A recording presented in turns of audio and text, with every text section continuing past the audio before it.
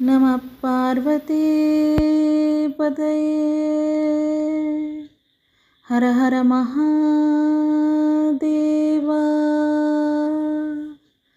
தெய்வத்தின் குரல் 3ஆம் பாகம் 47ஆம் பகுதி. சமூக தனிவாழ்க்கை நெறிகள் பரோபகாரம். பள்ளி படிப்போடு பண்டைய சாஸ்திரங்கள்.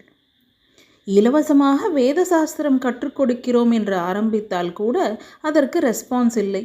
வேத சாஸ்திரம் மட்டுமில்லை, திருக்குறள், தேவார திவ்ய பிரபந்தம் அல்லது நம் தேசத்தில் நீண்ட காலமாக இருந்து இப்போது நசிந்து வரும் சித்தர் சாஸ்திரம் முதலானவற்றில் கூட இலவச வகுப்பு நடத்த சில பெரியோர்கள் எடுத்த நல்ல முயற்சிகள் பலன் தரவில்லை. இந்த படிப்பிலே போனால் உத்தியோகத்துக்கு உதவி செய்கிற ஸ்கூல் படிப்புக்கு பாதகமாகிறது என்று ஜனங்கள் இவற்றை ஆதரிக்காமலேயே விட்டுவிடுகிறார்கள்.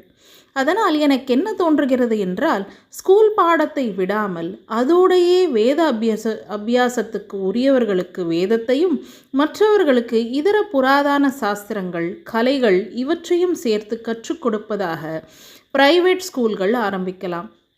தினமும் அரை மணி 1 மணி ஸ்கூல் டயத்தை நீட்டி லீவு நாட்களையும் கொஞ்சம் குறைத்து கொண்டால் இந்த மாதிரி ரெகுலர் சிலபஸோடு கூடவே சாஸ்திரங்கள், தேசிய கலைகள் இவற்றையும் சொல்லிக் கொடுக்க முடியும். இப்படி பசங்களை தயார் பண்ணி கால விரயம் இல்லாமல் மெட்ரிக் பரீட்சைக்கு அனுப்புவதாக ஏற்பாடு செய்தால் அநேக பெற்றோர்கள் தங்கள் குழந்தைகளை இப்படிப்பட்ட ஸ்கூல்களில் சேர்க்க முன்வருவார்கள். பென்ஷனர்கள் மாத்திரம்தான் இதை செய்ய வேண்டும் என்பதில்லை. எல்லோரும் சேர்ந்து செய்யலாம்.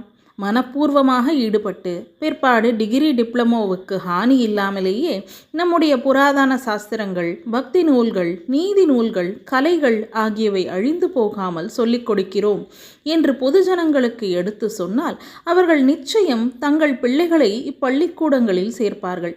நம்முடைய தொன்று தொட்ட மகத்தான நாகரிகத்துக்கு வாரிசாக வருங்கால பிரஜைகளை உருவாக்குகிற பேருபகாரம் இது.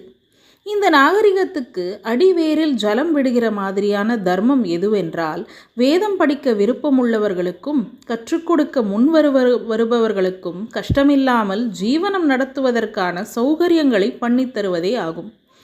எவரும் தன்னாலான எந்த தர்மத்தையும் செய்ய வேண்டும் என்பது பொது விதியானாலும் குறிப்பாக வித்யாதானம் பிராமணருக்கும் கோ சம்ரக்ஷணை வைஷ்யர்களுக்கும் அவசிய கடமையே ஆகிறது. வித்யாதானம் என்கிற போது நம்முடைய தேச வாழ்வுக்கு உயிர்நிலையாக உள்ள வேத வித்யைக்கும் நம்முடைய மதத்துக்கு முக்கிய பாஷையாக இருக்கிற சம்ஸ்கிருத படிப்புக்கும் முதலிடம் கொடுத்து உதவி புரிய வேண்டும். எனக்கு ஒன்று தோன்றுகிறது. கன்யாதானத்தையும் வித்யாதானத்தையும் விசேஷமாக சொல்கிறார்கள் அல்லவா? கன்யாதான விஷயம் அப்புறம் சொல்கிறேன். இந்த இரண்டுக்காகவும் நம் மடத்தில் அபிமானம் உள்ளவர்கள் இன்சூரன்ஸ் பாலிசிகள் எடுத்துக்கொள்ள வேண்டும். இதற்காக கன்யாதான ட்ரஸ்ட், வேத ரக்ஷண நீதி ட்ரஸ்ட் என்று 2 ட்ரஸ்ட் ஆரம்பிக்கிறோம். இவற்றின் ட்ரஸ்டிகளை நியமிக்க இந்த மடத்தின் சுவாமிகளுக்கு அதிகாரம் இருக்கும். மடத்துக்கு ட்ரஸ்டிகள் கணக்கு காட்டுவார்கள். மற்றபடி ட்ரஸ்டுகள் சுயேட்சையாகவே நடக்கும்.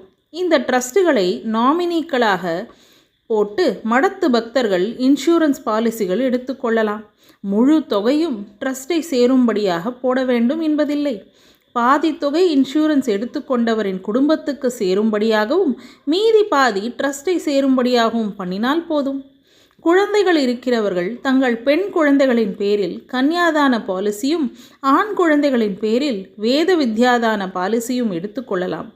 ட்ரஸ்டின் மூலம் வேறு யாரோ ஒரு கன்யா குழந்தைக்கு கல்யாணமும் வேறு யாரோ ஒரு பிள்ளைக்கு வேத ஞானமும் ஏற்படுகிற புண்ணியம் பாலிசி ஹோல்டர்களான குழந்தைகளை சேரும்.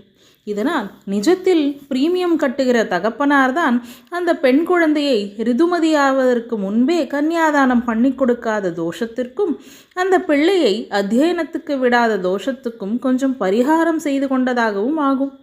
தங்கள் குழந்தைகளுக்கு சாஸ்திரோக்தமாக செய்ய வேண்டியதை செய்தவர்களுக்கும் இந்த கன்யா வித்யாதானங்களை செய்தால் இரட்டிப்பு புண்ணியம்.